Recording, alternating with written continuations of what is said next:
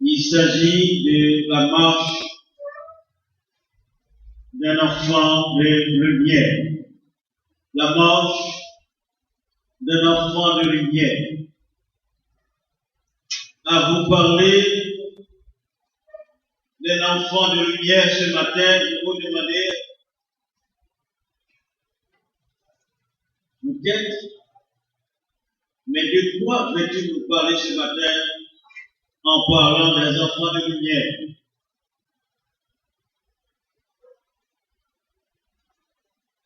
Veux-tu nous ramener sur terre ou va-t-il s'envoler avec nous vers les extrémités célestes? La pertinence de ce sujet ce matin, c'est que je voudrais bien vous annoncer que vous n'êtes pas d'ici. Vous n'êtes pas de la terre. Vous n'êtes pas les enfants de ténèbres. Vous n'êtes pas les enfants du malin ou de Satan, qui est le prince des ténèbres, mais vous êtes les enfants de Dieu. Et parce que Dieu est lumière, donc je veux vous parler ce matin d'un enfant de lumière. Ça marche tandis qu'il transite ici-bas. Nous aimerions bien rester, mais Dieu nous appelle à le retrouver au ciel. Est-ce pourquoi que nous transitons encore, nous sommes en voyage ici-bas, nous sommes donc des pèlerins.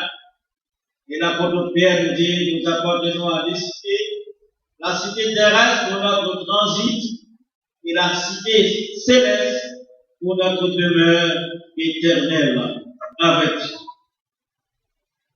L'apôtre Paul, dans ces différents épîtres, nous parle d'un enfant de lumière. Et cet enfant de lumière, c'est celui-là ou celle-là qui est né de Dieu. Qui ne vit pas selon l'éthique des hommes, mais qui suit les enseignements et l'instruction de son Dieu. Consigné pour nous dans le livre de vie que nous appelons la Bible, notre boussole, notre ligne de référence.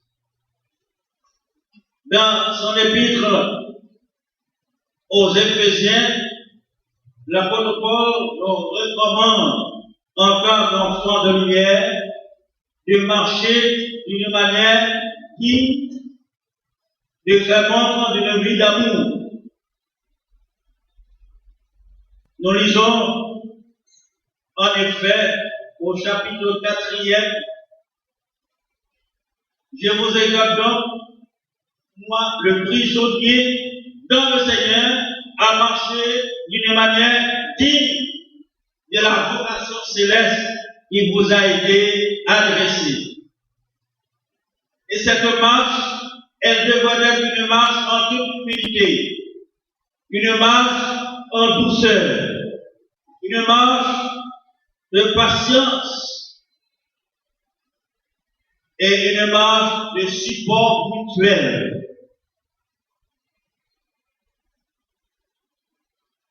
Pour marcher avec l'humilité devant Dieu, nous devons tout d'abord nous renoncer à nous-mêmes.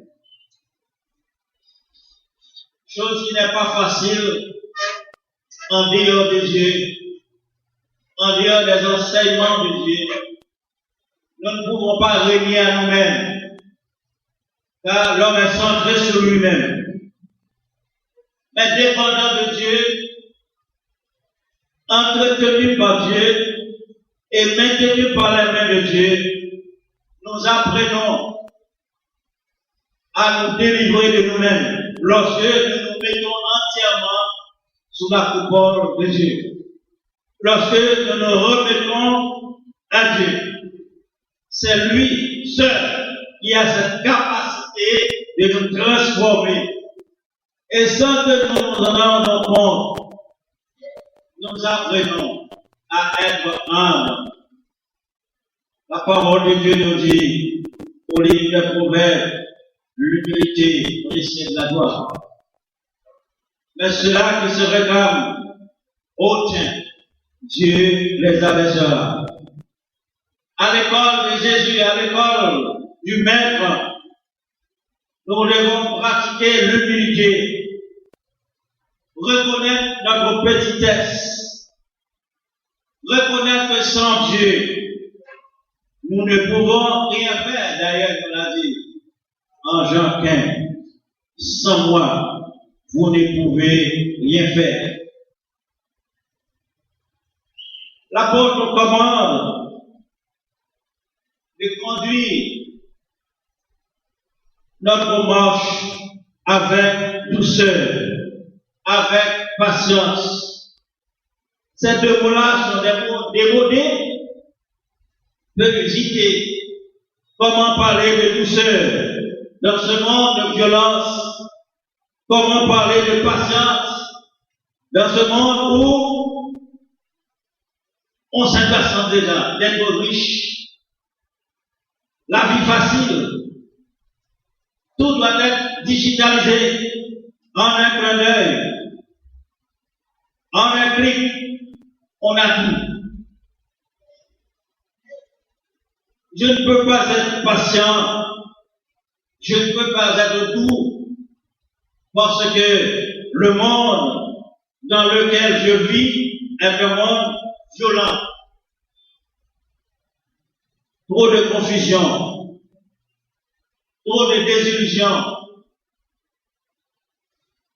Mes frères, mes sœurs, vous qui m'écoutez ce matin, nous qui sommes de Dieu, nous qui servons le Seigneur, nous sommes où nous constituons une société alternative. Les valeurs de ce monde ne sont pas nos valeurs.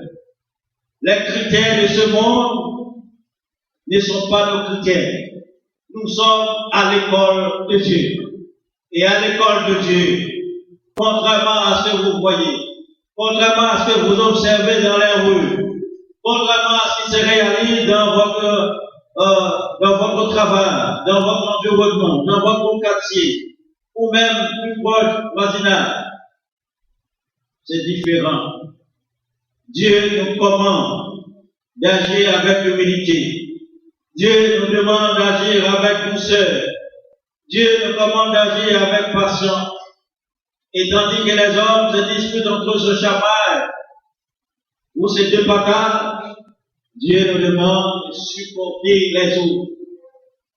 De ne pas contenir notre force, mais plutôt de considérer les autres. Et cette dimension horizontale que nous recherchons, c'est cette dimension horizontale qui est seule capable d'insuffler une vie nouvelle dans notre communauté, dans notre foyer, dans notre établissement de travail, dans notre centre de formation, bref, dans le pays. Nous devons nous efforcer de conserver l'unité, tandis que de notre côté, les autres se disputent. La division ne fait que nous affaiblir, mais le support mutuel, l'entretien mutuel, nous donne la force de repousser les arrières de la division. Nous partageons l'entente et nous conservons le lien de la paix, le lien de la solidarité. La vie du chrétien ne se caractérise pas seulement dans sa marche d'amour, mais plutôt dans une marche de pureté. Et cette marche de pureté, nous le retrouvons au verset 3e du chapitre 5e. Que la débauche, ni aucune impureté, ni la cupidité ne soit même pas nommée parmi vous, ainsi qu'il convient à des saints. Le verset 4 nous dit qu'on attend une parole grossière, ni propos insensés, ou équivoques, choses qui sont contraires à la bienséance, qu'on entende plutôt des actions de grâce. Car sachez, aucun débauché, aucun impur ou cupide, c'est-à-dire idolâtre, n'a d'héritage dans le royaume de Christ et de Dieu.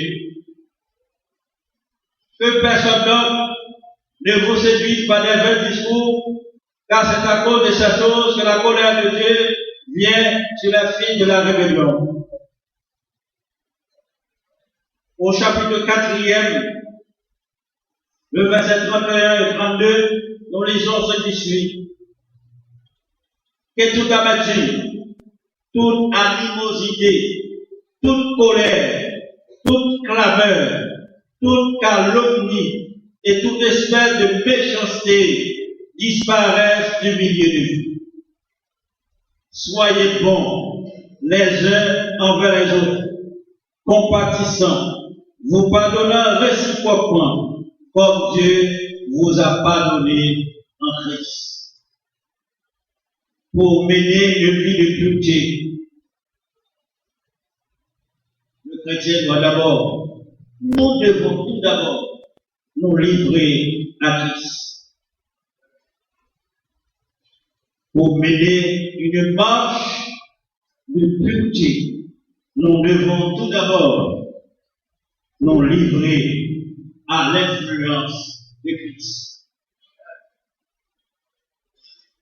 Et à la lumière de sa parole, nous retrouvons toutes les instructions utiles pour notre croissance spirituelle.